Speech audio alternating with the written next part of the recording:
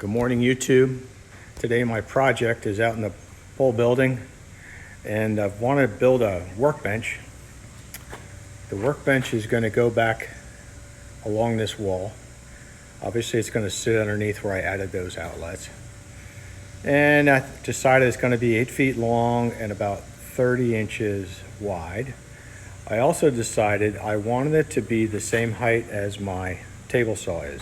My table saw top surface is exactly 36 inches off the ground, so that's my target height for the workbench. My logic there is that I can use the workbench as additional support when I'm cutting anything long. So that's what I'm working with. Now I call this rough carpentry. And that basically means I'm just trying to use what I have and I'm not getting too fancy with it. So I'm going to use up lumber I've already got. I didn't go out and buy anything. And I did a real rough drawing here what I'm shooting for. So basically I'm going to use some scrap wood from the pole building. I have some 4x6s that were cut offs. They're long enough to make the 4 supports I need. And then I'm going to use 2x to box around it, both upper and lower. And then the top is just going to be, I'm going to lay 2x whatevers on the top for support, and then I'm going to put a 3/4 inch piece of plywood on the top as my final finished surface. And I decided I want to have the top 2 1/4 inches made up of that 2x and the plywood overhang the front by 1 inch and the sides by 3 inches.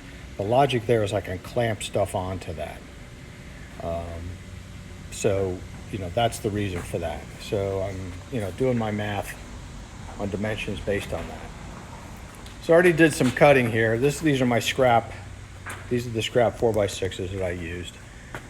I didn't really come up with it, record any of the details of when I was doing this. But as you can see, I cut each one of them square to the proper length using my cut-off saw. I was able to make a cut, roll it over, make the other cut, and get through the 4x6 with no problem. I just had to be careful to make sure that I had a nice square top, where the 2 cuts merged, and they all worked out fine.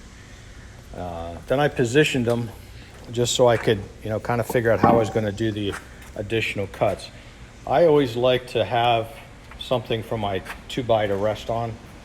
So what I've done is I've cut sections there so that I can actually, sorry about the photography here, but see what I'm doing is I'm going to rest the 2x4 in those channels I've created.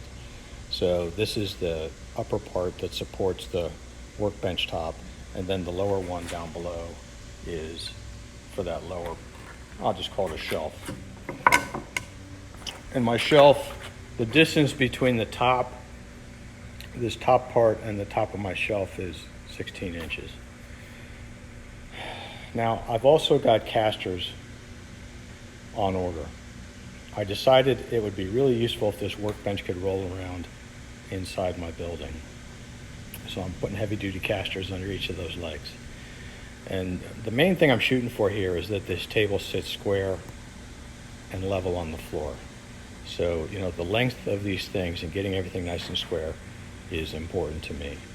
And that's what I'm aiming for here. So I'm ready to go ahead and cut my 2x. The 2x's that I need, I'll get those cut.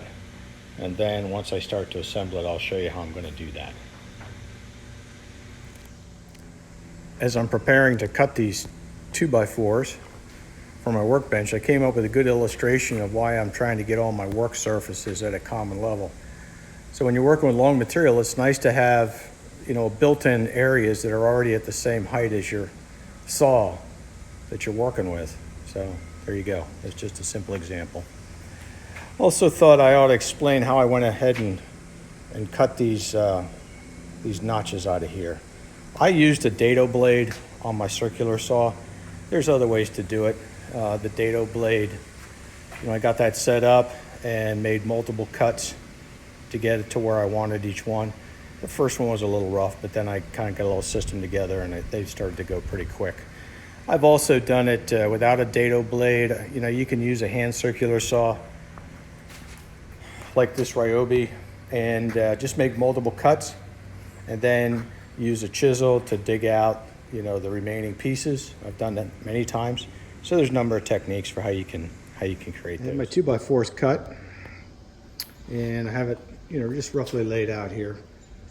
I have marked my 2x4s with a little mark here. You see about where my foot is. There's a little blue mark there on each board with, it's basically 9 inches overhang. So I've got that on both sides. Now what I'm going to do is actually fasten these with 3-inch lag bolts. And I'm doing that so that I can assemble, disassemble if I want to, at least at some point. But I'm only going to fasten this with each one with temporarily with just a single lag bolt. And I'm going to do that so it will move a little bit, right? It'll be a little bit of flex in it. And I can use that to make adjustments till I know I have everything perfectly square. After I've got my casters on, I know for sure everything is sitting on the floor exactly the way I want it to. Then I will tighten those and I will add a second lag bolt at every connection to it. So I'm going to build 2 of these and then I can connect the 2 of these together with my shorter 2x4s. So I'll show you what that looks like when I get there. Okay, now you can see what I'm doing here with these cross pieces. So the first 4 I'm going to put on, just holding it together at the legs, and then I'm going to put 4 more across the top, 4 more across the bottom. I will put one, you know, end to end here as well, and then 2 more in the middle for support. So it's looking good. I think I'm going to need my casters pretty fast here. All right, well, I went ahead and tightened up the bolts. You know, I got to thinking about squaring it up and I realized it was sitting on the floor nice and square and solid. So I went ahead, tightened up all the lag bolts. It really made the thing rock solid. Then I went ahead and put a second lag bolt in each of those key joints around there. Then I came back and I put in these cross pieces on the top. I did use lag bolts on those. It feels like overkill, but what the heck, I came this far, might as well keep going. I only put 1 in each end. I can, if I really need to worry about them flexing, I can put nails in them, but they're just really nailers for the top is all they are. So, you know, I don't have my casters yet, but I'm going to go ahead and turn this thing upside down and I'm going to put the cross pieces on the bottom rack here, and then I'm ready to put the casters on once they arrive. I think they show up tomorrow, so I'll pick this up tomorrow when I get the casters. Well, here we are, next day. Mailman just dropped off my Amazon order for my casters. Here they are. These are pretty nice looking casters, pretty serious. You can see I'm all set. So I'm gonna go ahead and mount these babies up and then we'll get this thing flipped over, see what it looks like. Well, I scavenged up enough hardware to get these things mounted. These are really nice. This is a lot more than what I was expecting. So I couldn't be happier with these. You know, when you order things online, sometimes you just really don't know exactly what it's going to be, you know, how good it's going to be. But these are perfect. I'll be able to easily lock these with my foot from no matter where they are. Yeah, I mean, this is excellent. They're really heavy duty, double ball bearing, fastened down like rock. Yeah, this is going to work out good. I'm excited. All right, so I'm going to turn this thing over. We'll start putting the top together. I'm putting the top on, and then the underside of the top is made with these 2x8s. I figured 4 of them ought to get me real close to 30 inches. It's not a perfect fit. They're more like 7 3/8 wide rough cut, which is fine. They don't need to be perfectly butted up against each other. I'm just trying to make the top a lot more solid and stable. Now, there is no such thing as a straight level board, really, by, you know, when you come to 2x. So the worst one was this one. I've already fastened it down and fixed the problem. You see, I have it bolted in here. I started there, and then I bolted it in here to pull it flat to the underside, to the framework, and then I just put this down to further anchor it. So I thought, well, maybe I should try to document that so you can see how I go about doing that. So I have a similar problem. It's not as bad here. If you watch this board, when I move it, you see it, there's When I lift this, the far end drops on the right-hand side. So there's a slight warp in this board.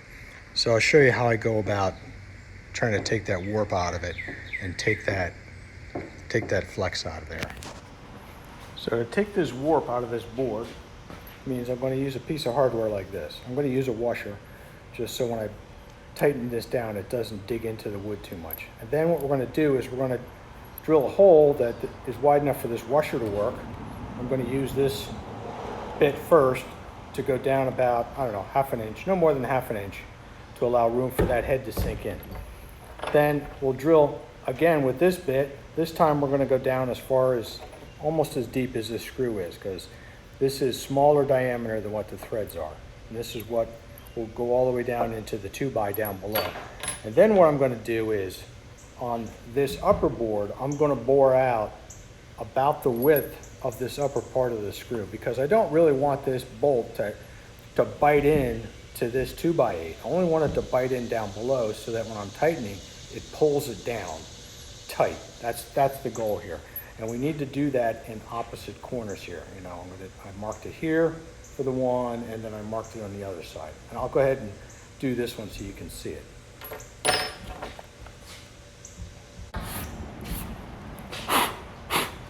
Okay, so now when we drive this down,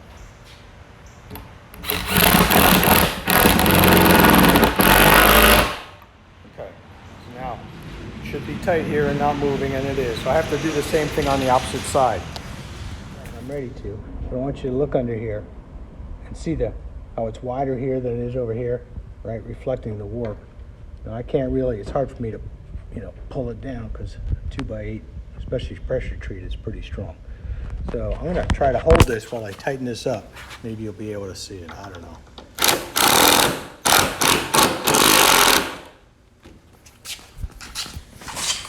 Okay, so now that tightened up pretty nice. So there we go.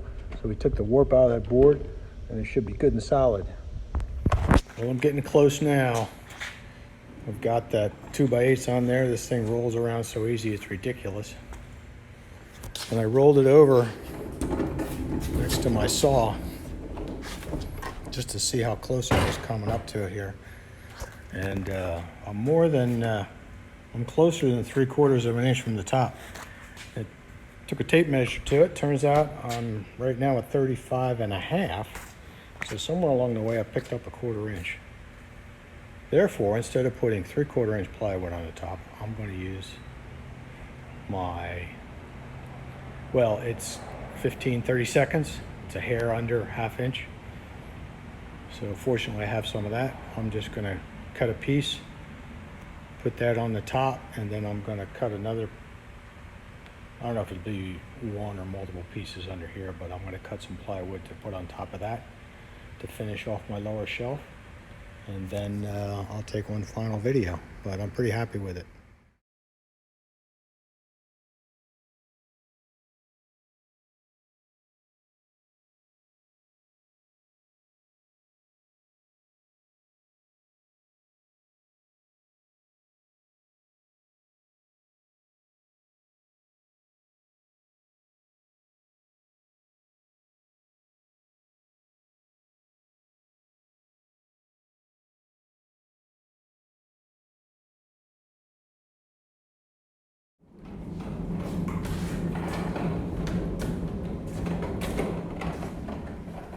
Well, here it is.